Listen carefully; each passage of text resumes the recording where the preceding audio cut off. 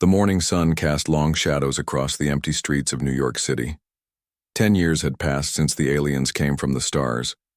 10 years since Earth fell to their knees.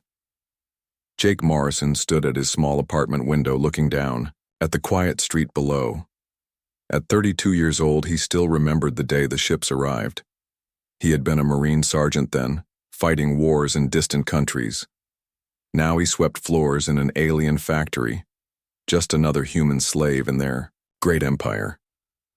The Zephyrians ruled Earth with cold efficiency. Their tall, blue-skinned bodies moved with grace through the streets. Their large black eyes saw everything. Their technology was beyond anything humans had ever dreamed of. But their greatest weapon was not lasers or bombs. It was the neural field that made every human bow down in their presence. A loud horn echoed through the city. Jake knew what it meant. Queen Valestra was coming for another compliance ceremony. All humans had to gather in Central Park to hear her speak. Missing the ceremony meant death. Jake put on his worn jacket and walked outside. Thousands of people moved through the streets like ghosts. Their faces showed no emotion. The neural field was already working, preparing their minds for submission. Children held their parents' hands. Old people walked slowly on tired legs. Everyone moved toward the park. The park was filled with humans standing in perfect rows. At the front, a large platform rose from the ground. Zephyrian guards stood around it, their silver armor shining in the sunlight. Their weapons hummed with deadly energy. Jake found a spot near the back of the crowd. He felt the neural field, pressing against his mind like invisible hands. It whispered to him to kneel, to submit, to accept his place as a conquered human. He had felt this feeling many times before. Every human had. It was impossible to fight. A bright light flashed from the sky. A ship landed silently on the platform. Its doors opened with a soft hiss. Queen Valestra stepped out. She was tall and beautiful in an alien way. Her blue skin was smooth like polished stone. Her black hair fell to her shoulders. She wore a crown made of some strange metal that seemed to glow with its own light. Her dress was white and moved like liquid in the wind. The moment she appeared, every human in the park fell to their knees. The neural field crashed over them like a wave. Heads bowed. Eyes looked down at the ground. 20,000 people knelt in perfect silence. Every human except one. Jake Morrison remained standing. The neural field pressed against his mind harder than ever before. It felt like needles trying to push into his brain.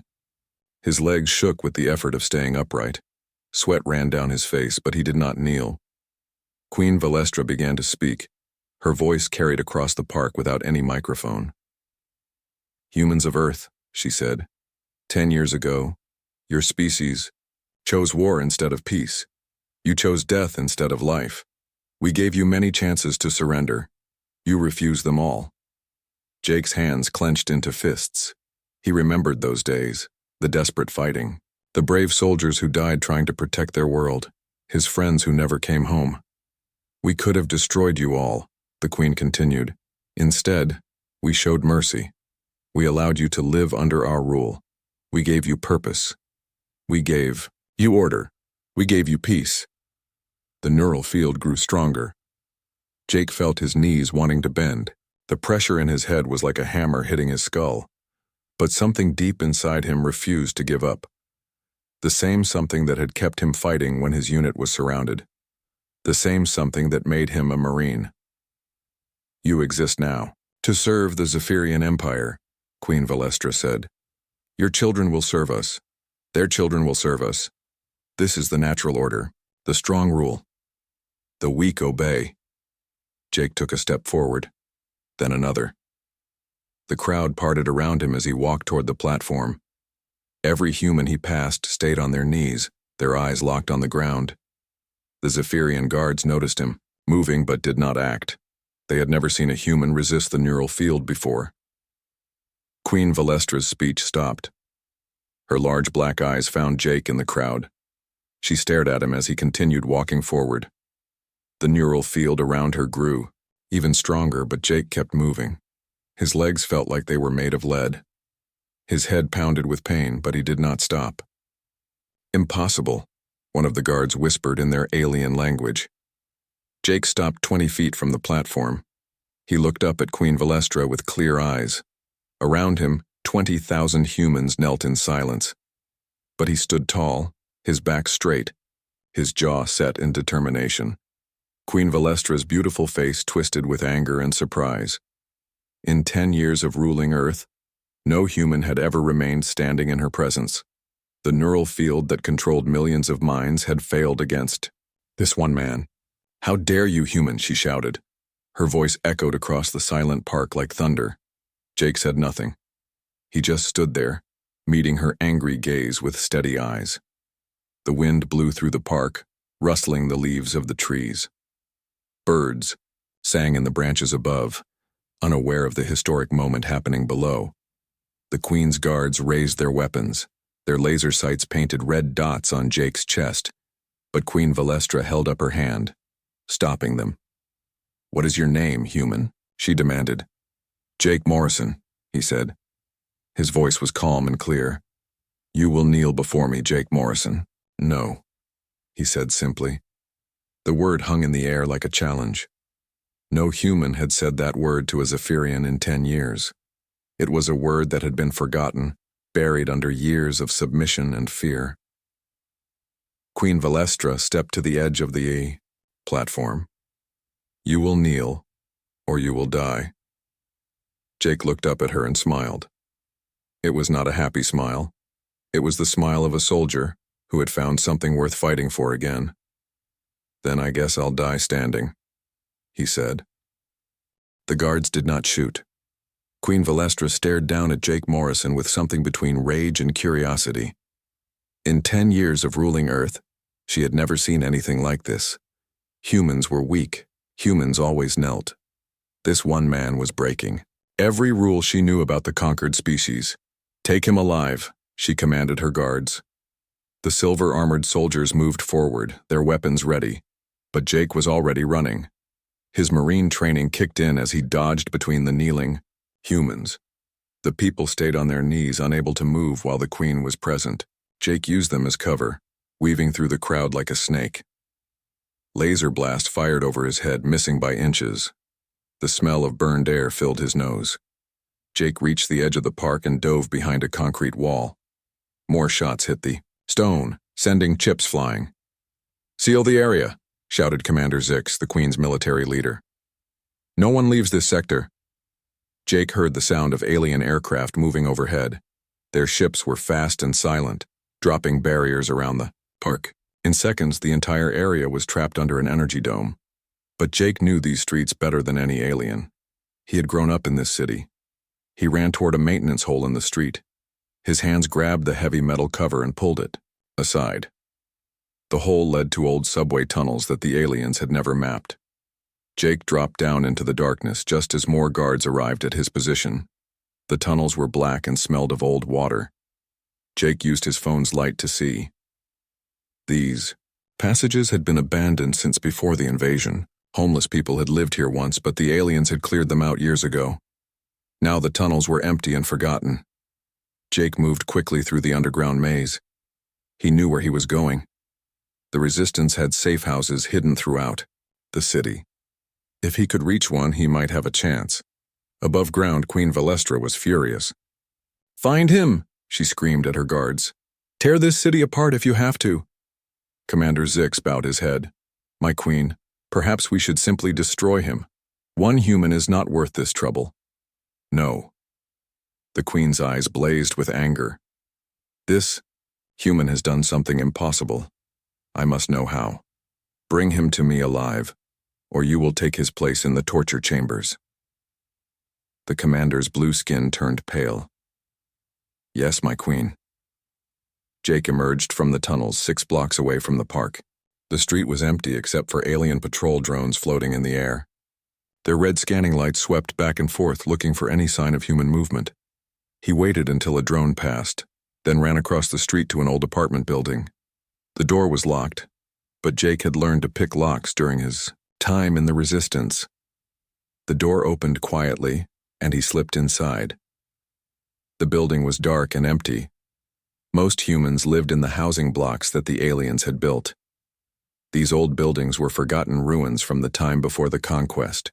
Jake climbed the stairs to the third floor and found apartment 3B. He knocked on the door in a special pattern. 3 knocks, pause, 2 knocks, pause, 1 knock. The door opened slowly. A woman with short brown hair looked out. Her name was Lisa Carter, and she had been a scientist before the invasion.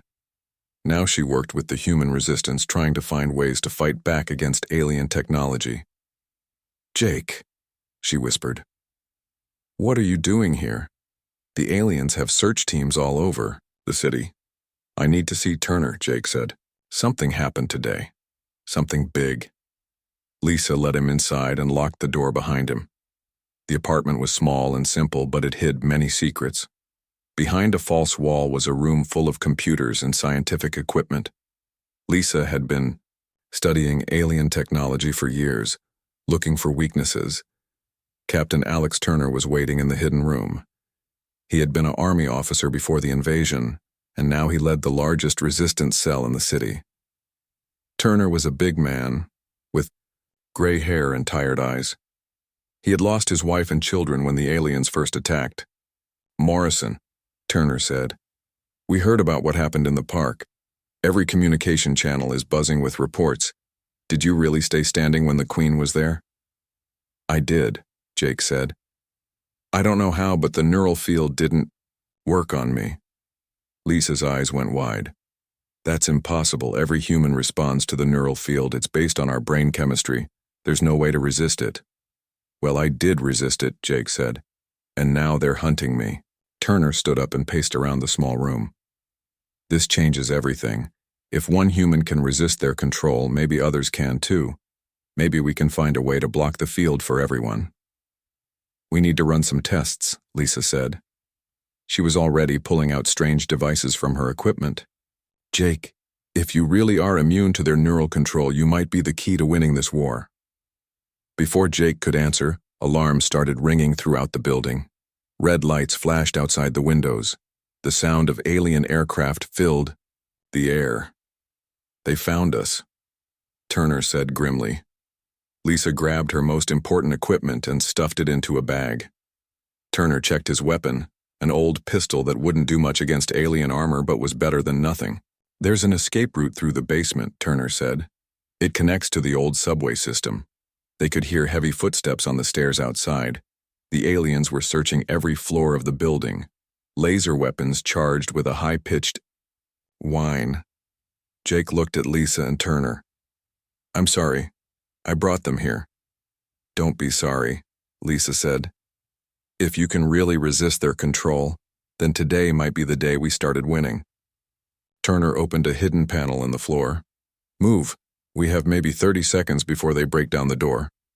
The 3 of them dropped through the panel into the basement just as the apartment door exploded inward. Alien soldiers poured into the room, their weapons ready. But they found only empty rooms and the smell of fear.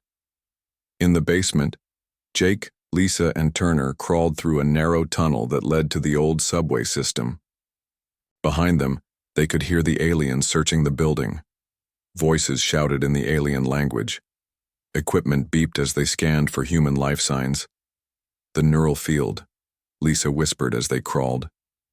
"Jake, when you felt it pushing against your mind, what did it feel like?" "Like someone trying to force their way into my thoughts," Jake said. "But something inside me pushed back, something strong."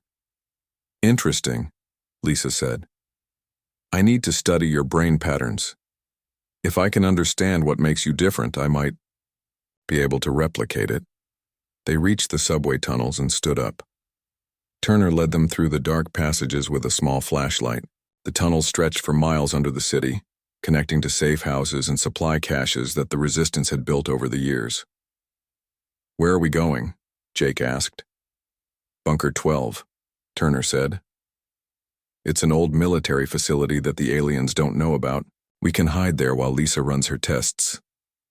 Above them, search teams combed through the city. Queen Valestra had put a huge reward on Jake's head. Every alien soldier was looking for the human who had dared to stand in her presence. But Jake, Morrison was already gone, disappeared into the underground world of the human resistance. For the first time in 10 years, the aliens had met a human they could not control, and that changed everything. The hunt had begun, but so had hope. Bunker 12 was hidden deep underground, 50 feet below the old subway tunnels. It had been a government emergency shelter before the invasion. Now it served as the main headquarters for the human resistance in New York. Jake followed Turner and Lisa through a maze of concrete corridors. The bunker was bigger than he had expected. Dozens of people worked at computers and radio equipment. Others cleaned weapons or studied alien technology. Everyone looked up when Jake entered. Word of what had happened in the park had already spread. "Is it true?" asked a young man with red hair. His name was Danny Walsh, and he looked like he was barely 20 years old. "Did you really stand up to the Queen?" "I stayed standing," Jake said, "but I don't know why." An older man with white hair approached them. He wore a lab coat that had seen better days. "I'm Dr. Frank Cole," he said, shaking Jake's hand. "I used to work for NASA before our visitors arrived. Now I help Lisa study their technology." Lisa set up her equipment in a small room that served as the bunker's laboratory. She attached sensors to Jake's head and arms. The machines beeped and showed strange patterns on their screens. "This is amazing," Lisa said, studying the data. "Your brain produces a unique electromagnetic field. It's very weak, but it's there. I think it interferes with the neural control signals." Dr. Cole looked at the readings over her shoulder. "It's like natural shielding. But how is that possible? Humans don't have electromagnetic fields in their brains." "Some do," Lisa said. "Very few, but some, maybe 1 in a million. Jake might be a genetic mutation that developed after generations of evolution." Turner sat down in a corner of the room. "Can we copy it? Can we make other people immune like Jake?" "Maybe," Lisa said. "But I'll need more equipment.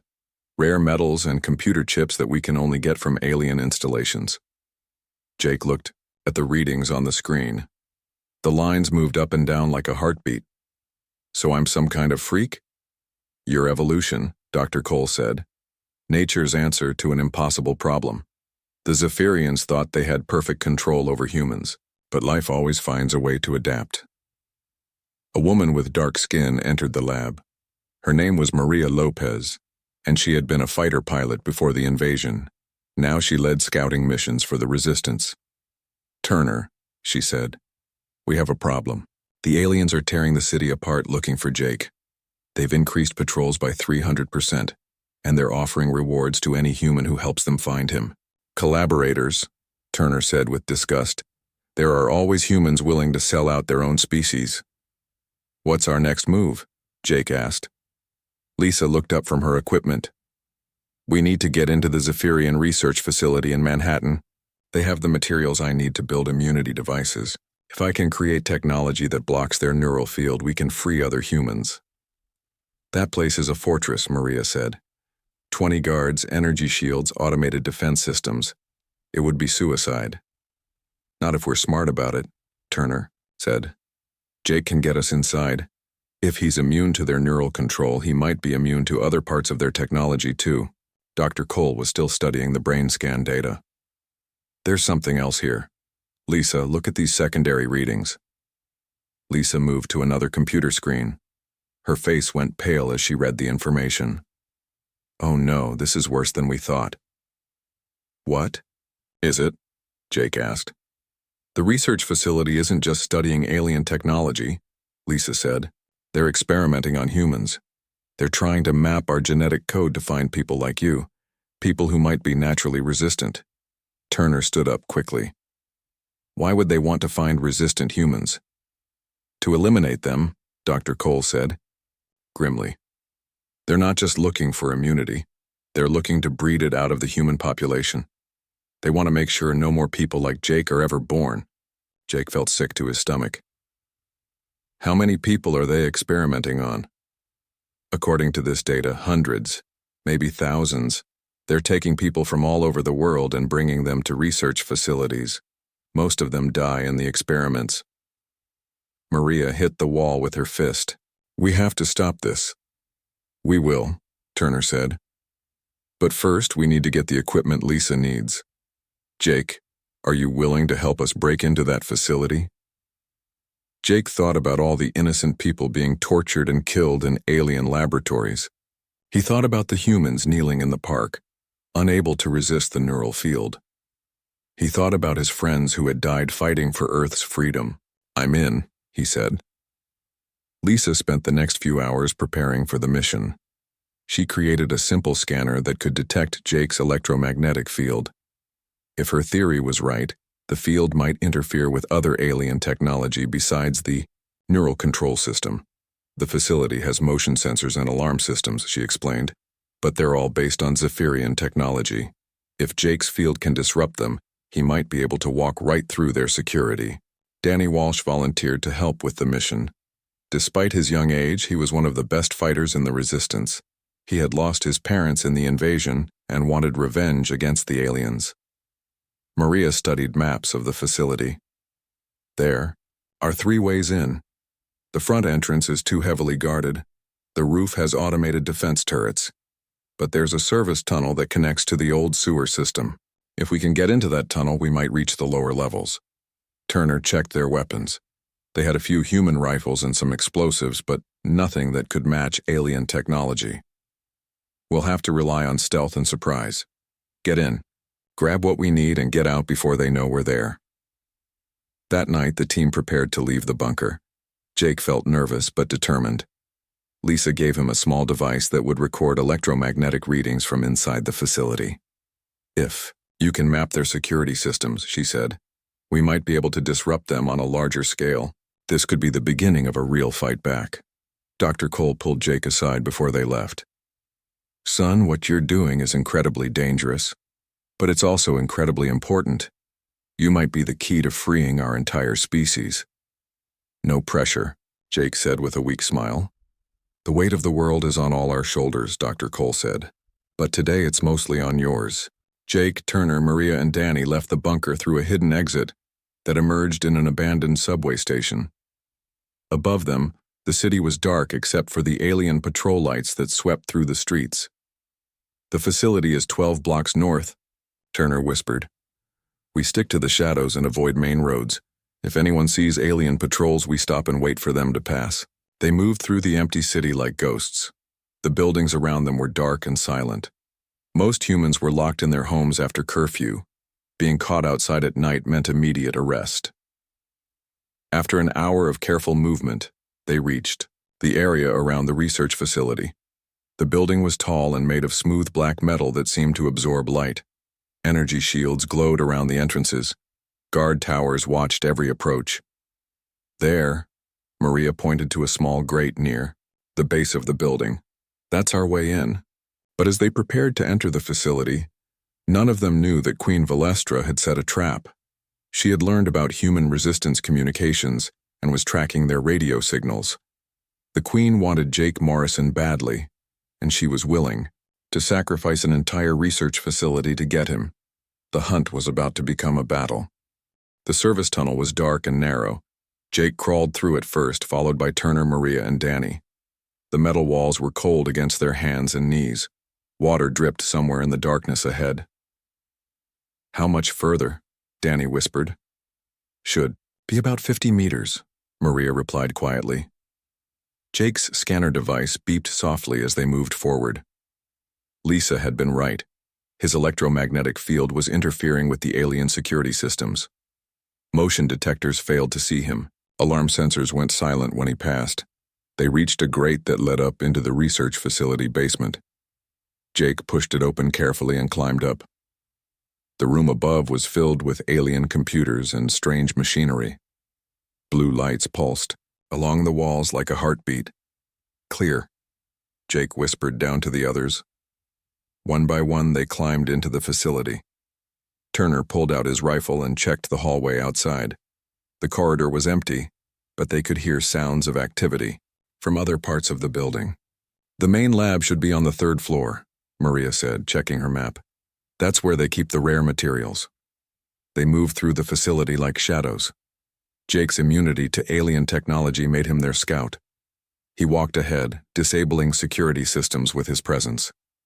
The others followed in his path, staying close to avoid detection. On the second floor, they found something that made them all stop in horror. Through a glass window, they could see a laboratory filled with human prisoners. Men, women, and children were connected to alien machines. The devices were doing something to their brains, changing them, testing them. "My God," Turner whispered. "How many people are they holding here?" "Too many," Jake said. His hands clenched into fists. "We're going to free them, all of them." "That wasn't the plan," Maria said. "We're here for the equipment." "Plans change," Jake said firmly. "I won't leave these people here." They found the main laboratory on the third floor. It was filled with alien technology that Lisa needed. Rare metals in sealed containers, computer chips that glowed with their own light, devices that Jake's scanner couldn't even identify. Danny started loading equipment into a bag while Turner watched the door. Maria worked on the computer systems, trying to download information about the alien experiments. "I'm getting data on all their research," Maria said. "This is incredible. They've been studying human genetics for years. They know exactly which bloodlines might produce people like Jake." "How many others are there?" Jake asked. "According to this, maybe a few thousand, worldwide. They've been hunting them down and bringing them here. Most die in the experiments, but some show partial resistance." Jake felt a cold anger growing in his chest. The aliens weren't just conquering Earth. They were trying to destroy any chance of future human resistance.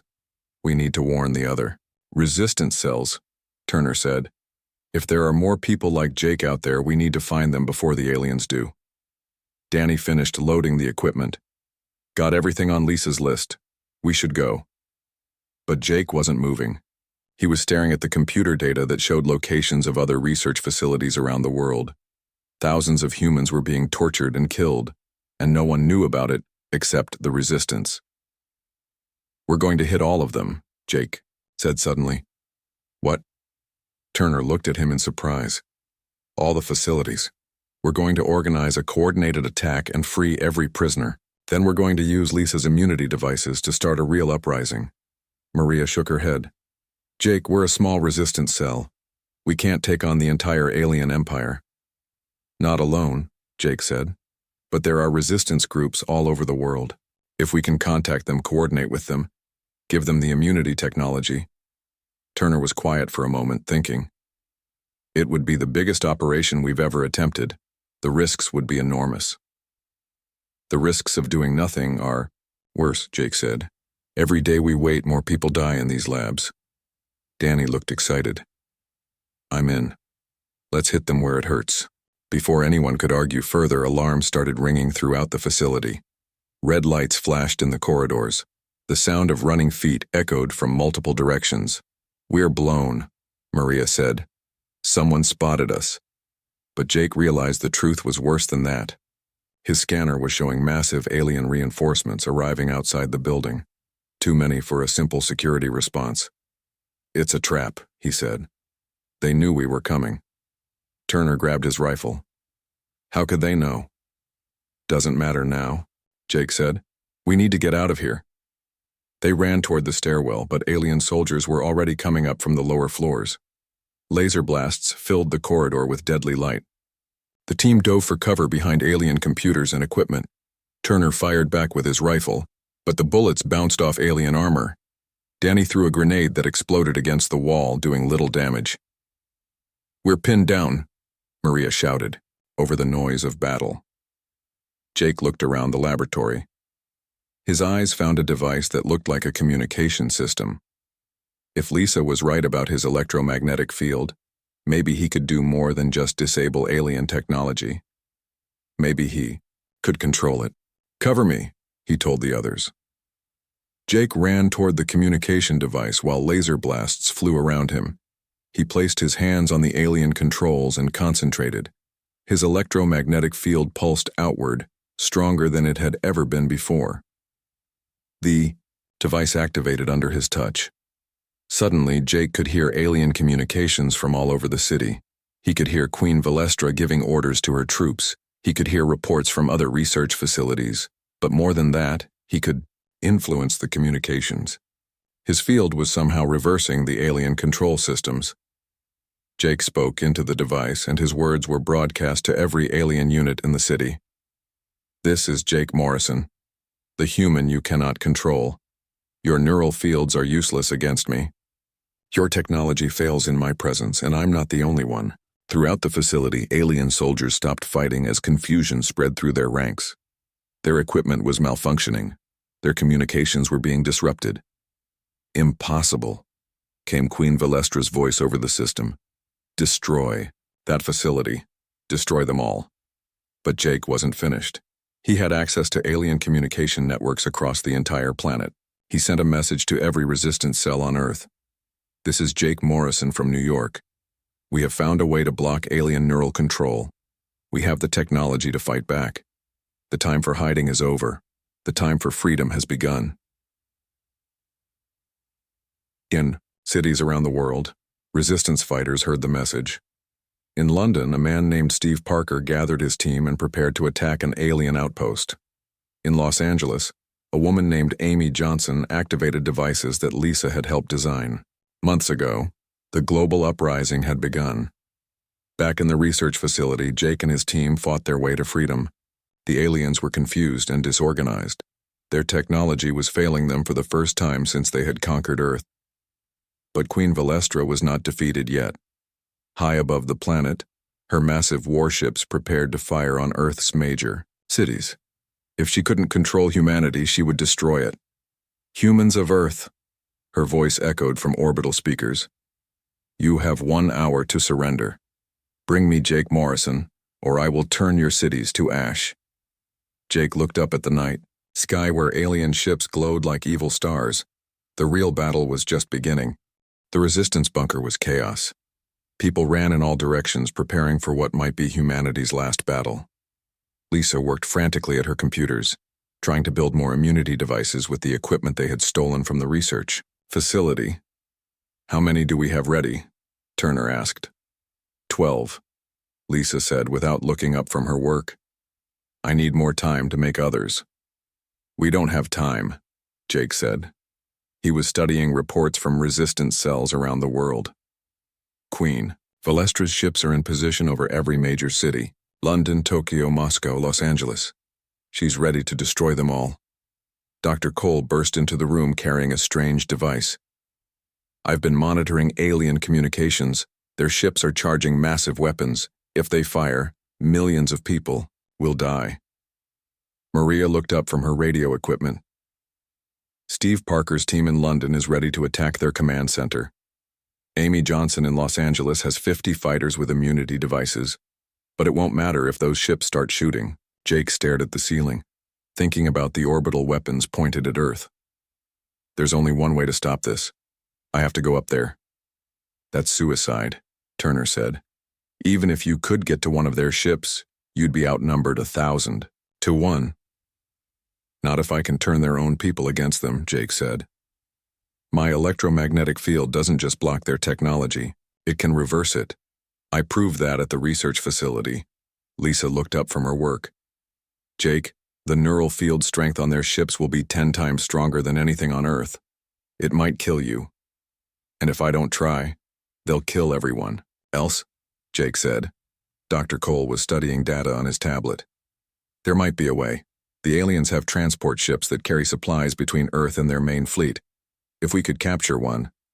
I know where they launch from, Danny said. There's a spaceport on the other side of the city, but it's heavily guarded. Jake made his decision. Turner, take half our people and coordinate with the other resistance cells. When I give the signal, hit every alien installation on Earth at the same time. What signal? Turner asked. You'll know it when you see it, Jake said. Lisa handed him one of the immunity devices she had built. This one is special. I've enhanced it with readings from your own electromagnetic field. It should amplify your natural abilities. Jake clipped the device to his belt. If this doesn't work, it'll work, Lisa said. She kissed him quickly.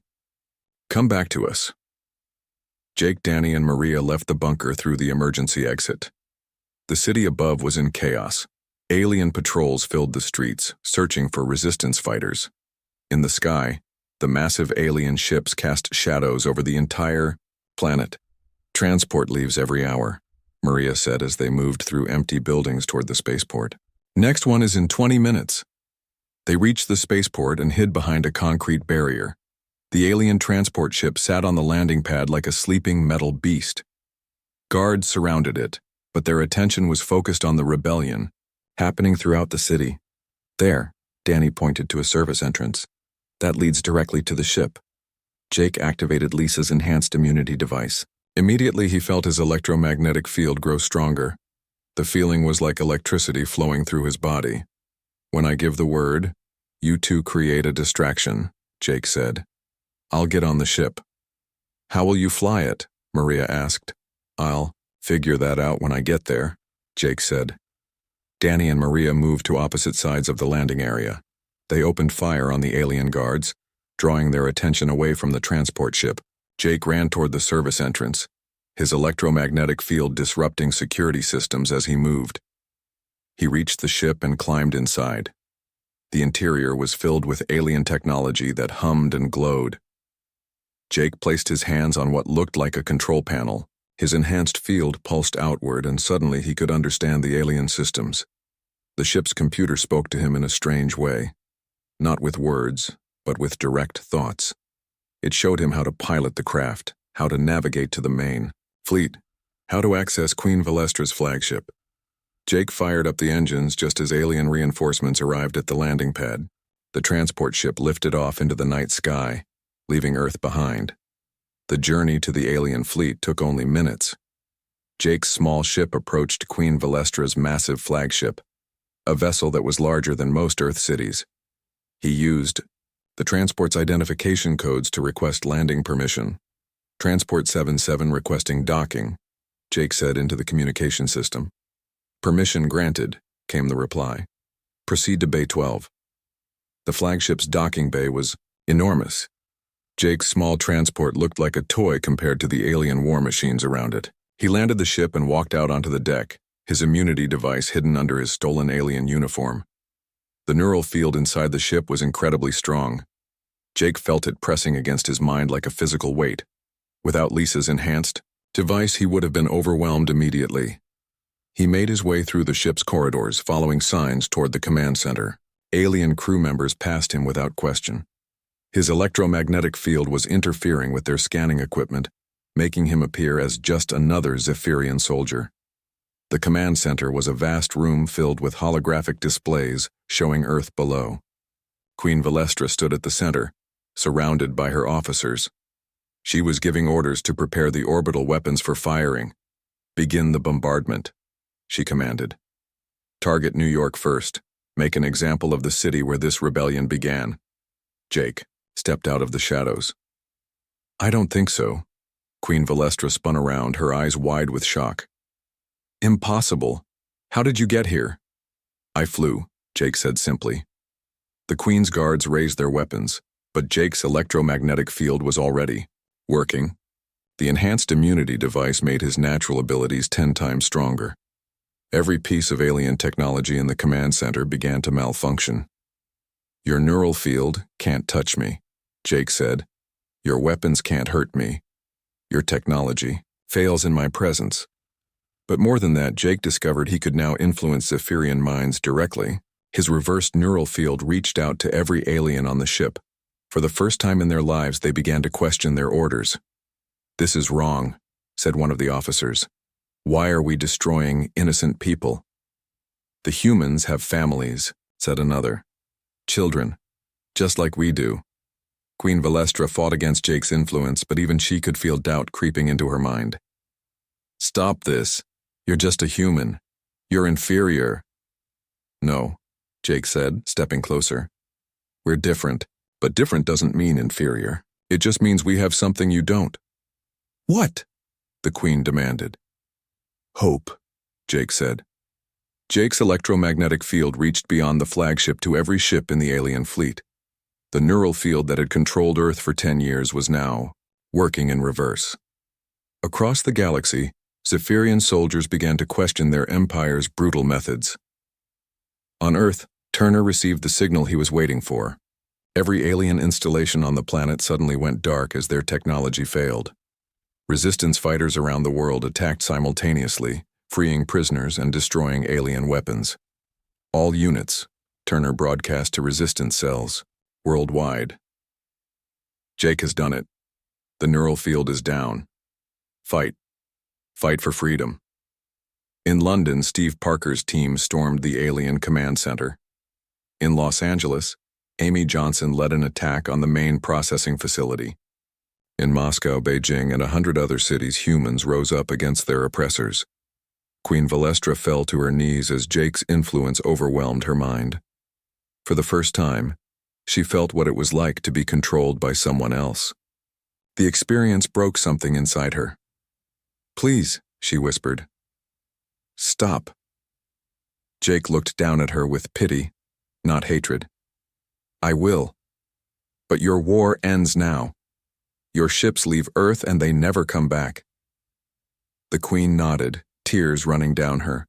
Blue cheeks. "Yes, we'll go." Jake broadcast his voice to every Zephyrian ship in the fleet. "This is Jake Morrison. The war is over. Take your queen and leave our world. If you ever return, you'll find that every human on Earth is like me now. We cannot be controlled. We cannot be conquered. We are free." The alien fleet began to withdraw from Earth orbit. On the planet below, humans emerged from their homes and looked up at the sky. For the first time in 10 years, the stars belonged to them again. Jake returned to Earth in Queen Valestra's personal shuttle. The resistance bunker erupted in celebration when he walked through the door. Lisa ran to him and held him tight. "Is it really over?" she asked. Jake looked around at the faces of his friends. Turner smiled with tears in his eyes. Danny cheered with the others. Maria raised her fist in victory. Dr. Cole just shook his head in amazement. "It's over," Jake said. "We're free." Outside, across the world, humans began the long work of rebuilding their civilization. They would face many challenges in the years ahead, but they would face them as free people, standing tall, never again forced to kneel before anyone. The boy who had refused to bow had taught an entire species how to stand.